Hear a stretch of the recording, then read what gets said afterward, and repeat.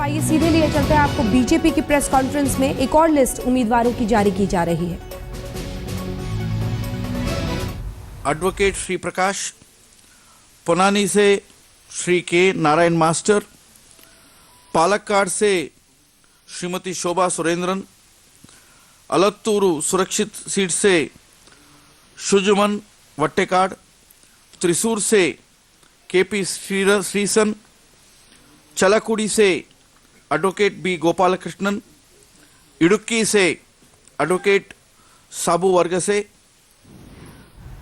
कर्नाटक के 5, असम के 6 उम्मीदवार घोषित किए जा रहे हैं नाम। इस बीच बीजेपी के पीएम उम्मीदवार हैं नरेंद्र मोदी, लेकिन उनकी सीट को लेकर जैसा पेच फंसा है उससे लगता है वो पीएम इन वेटिंग की बजाय कैंडिडेट इन वेटिंग बन गए हैं। आज बीजेपी के केंद्रीय चुनाव समिति की बैठक गुजरात और उत्तर प्रदेश के उम्मीदवारों पर चर्चा ही नहीं हुई। इन्हीं दोनों राज्यों से मोदी के लड़ने की अटकलें हैं।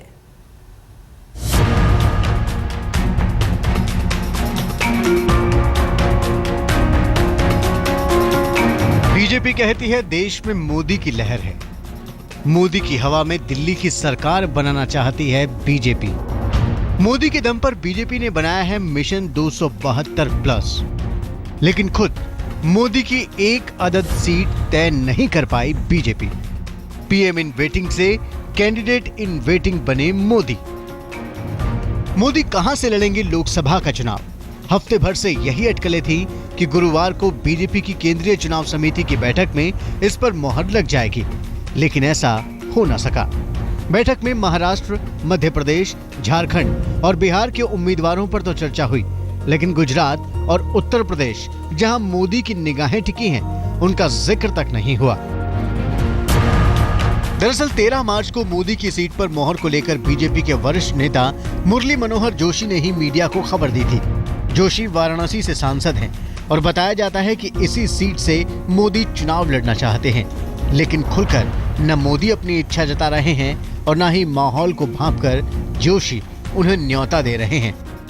13 तारीख को संसदीय बोर्ड की मीटिंग होगी, उसमें सब फैसले होंगे। वहाँ हमारे प्रधानमंत्री पद के लिए उम्मीदवार श्री नरेंद्र मोदी जी भी उपस्थित होंगे। साफ है, मुरली मनोहर जोशी ने जितनी आसानी से 13 मार्च की तारीख दे दी थी, उन्हें भी पता था कि मामला उतना आसान नहीं था। वाराणसी में जोशी का पेच है तो मोदी के अपने राज्य गुजरात में अब तक उम्मीदवारों का कोई पैनल तक नहीं बना है, लिहाजा बीजेपी को यह मामला टालना पड़ा। अब बीजेपी केंद्रीय चुनाव समिति की अगली बैठक 15 मार्च को है। मोदी कहां से चुनाव लड़ेंगे, मसला अब तक नहीं सुलझा। बीजेपी की मुश्किल यही है कि मोदी अपने पत्ते नहीं खोल रहे। ऐसे में सवाल तो यही उठता है कि आखिर पार्टी में चल किसकी रही है, और बीजेपी के तमाम आला नेता ये भी जानते हैं कि देरी से असंतोष बढ़ता है। सूत्रों की माने तो मोदी की मुश्किल यही है कि मुरली मनोहर जोशी जैसे वरिष्ठ नेता पर अपना फैसला थोपे तो गलत संदेश जाएगा, और पीछे हट जाएं तो पसंदीदा सीट से हाथ धो बैठेंगे। जाहिर है मोदी की सीट के सस्पेंस से बीजेपी कैडर को लोकसभा चुनाव में उत्साहजनक संदेश कतई नहीं मिल पा रहा। मोदी की लोकसभा सीट को लेकर सस्पेंस क्यों है? क्या ये बीजेपी की अंदरूनी कलह का नतीजा है? क्या बीजेपी के सीनियर नेता मोदी की नहीं सुन रहे, या फिर मोदी बड़े नेताओं पर अपनी राय थोपना नहीं चाहते? पार्टी चाहे लाख दावे कर ले, लेकिन जिस तरह से मोदी की लोकसभा सीट को लेकर सस्पेंस बरकरार है, उससे यही संदेश जा रहा है कि भाजपा दिल्ली की लड़ाई में एकजुट नहीं है। नरेंद्र मोदी बीजेपी के पीएम पद के उम्मीदवार हैं, यानी पीएम इन वेटिंग, लेकिन उनकी लोकसभा सीट को लेकर जैसा पेंच फंसा हुआ है, उससे तो वो पीएम इन वेटिंग की जगह कैंडिडेट इन वेटिंग बन गए हैं। बालकृष्ण, कुमार विक्रांत और मौसमी सिंह के साथ अमिताभ सिन्हा, दिल्ली आज तक। पीएम इन वेटिंग एक ऐसा नाम जो दरअसल जुड़ गया था लालकृष्ण आडवाणी साहब के साथ। अगर आपको याद हो, लालू प्रसाद यादव से लेकर तमाम लोग ये कटाक्ष करते थे कि Lalkrishna Advani PM in waiting हमेशा ही रह जाएंगे, ये सपना उनका पूरा नहीं होगा। फिर आए नरेंद्र भाई। अब नरेंद्र मोदी को भी प्रधानमंत्री बनने का जो उनका सपना है वो वेटिंग में, हालांकि अभी तो है ही चुनावों की वजह से, लेकिन सवाल यह है कि कैंडिडेट वो शख्स जिसकी लहर पर बीजेपी कह रही है कि वो सत्ता के शीर्ष तक पहुंचेगी, उस व्यक्ति की सीट को लेकर आखिर इतना सिर फुटौल क्यों करना पड़ रहा है बीजेपी को? क्या ये जो तमाम बड़े बड़े नेता हैं, दिग्गज हैं, वो नरेंद्र मोदी तक के नाम पर सीट छोड़ने को तैयार नहीं है? सवाल ये भी है कि क्या एक सुरक्षित सीट खोजने की कवायद में बीजेपी लगी हुई है? और अगर ऐसा है तो क्यों? फिर कहां है वो लहर, कहां है वो जोश जिसका जिक्र बीजेपी करती आई है? ये सवाल बार बार नरेंद्र मोदी और उनकी सीट की, उनकी उम्मीदवारी को लेकर खड़ा हो रहा है। अब तो स्थिति ये हो गई है कि मोदी को लेकर विरोधी दल मजा लेने लगे हैं। लोग पूछ रहे हैं कि जब देश में मोदी की लहर है तो मोदी कहीं से भी क्यों नहीं लड़ लेते चुनाव? निगाहें दिल्ली की गद्दी पर, दावा मोदी की आंधी का, लेकिन अपने पीएम उम्मीदवार के लिए बीजेपी अब तक एक अदद सीट भी नहीं चुन पाई है। ऐसे में विरोधी खिल्ली तो उड़ाएंगे ही। लोग पूछ रहे हैं कि जब लहर है तो काहे का डर? अगर मोदी की लहर है तो तंगी क्यों? मोदी जी और बीजेपी अब कहते हैं कि सब मुसलमान उनके साथ हो गए हैं, तो मैं तो कहता हूं उनको आजमगढ़ से लड़ना चाहिए। आजमगढ़ से लड़े तो पता चल जाएगा कि कितने मुसलमान उनके साथ हैं और कितने उनके साथ नहीं हैं। सिब्बल उन्हें आजमगढ़ से ललकार रहे हैं तो नमो गान में लगे नेता अपने अपने इलाके से लड़ने का न्योता दे रहे हैं। ये बिहार सौभाग्यशाली होगा अगर भाई नरेंद्र मोदी जी आकर के हमारे मुजफ्फरपुर संसदीय क्षेत्र से लोकसभा चुना करके जाएं और प्रधानमंत्री बने। मोदी के बारे में मैंने स्वयं अपनी तरफ से कहा कि अगर वो यहां से लड़ते हैं तो मुझे खुशी होगी और मैं देश का प्रधानमंत्री बनाने के लिए उनके पूरी तरह से अपनी शक्ति लगाऊंगा। मोदी के सामने कुछ ऐसी स्थिति है कि उनके सामने सब कुछ हाजिर है सिवाय इसके जो वो चाह रहे हैं। कुमार विक्रांत और बालकृष्ण के साथ अमिताभ सिन्हा, दिल्ली आज तक। कुछ अन्य खबरों का रुख करते हैं। सोमनाथ भारती से विवादों का पुराना रिश्ता रहा है। मंत्री बनने के बाद वो विवादों के कारण सुर्खियों में आए और इधर इस बात पर सुर्खियां बनी कि वो एक निहायत ही विवादित वेबसाइट से लंबे समय तक जुड़े रहे। सोमनाथ भारती के साथ अब सत्ता के सुनहरे दिन नहीं है। वो हनक नहीं है कि बीच रात वो कहीं भी धावा बोल दे। अब तो उनके पास विवादों, बदनामियों और आरोपों का पुलिंदा है जिसे वो ढो रहे हैं। उनके आगे अब दिन रात चिंता में डूबा भविष्य है और पीछे गर्दन पर सजा की तलवार लटक रही है। पिछले दिनों ये खबर गर्म हुई कि वो दुनिया के चोटी के 200 स्पैमरों में से एक है। अभी वो खबर पक ही रही थी कि पता चला कि स्पैमर होने के साथ साथ स्कैमर भी है। जाने माने डिजिटल जर्नलिस्ट प्रशांतो के रॉय ने हेडलाइंस टुडे को बताया कि सोमनाथ भारती से जुड़ी एक कंपनी पोर्नोग्राफिक डोमेन नेम बेचने के मामले में शामिल है।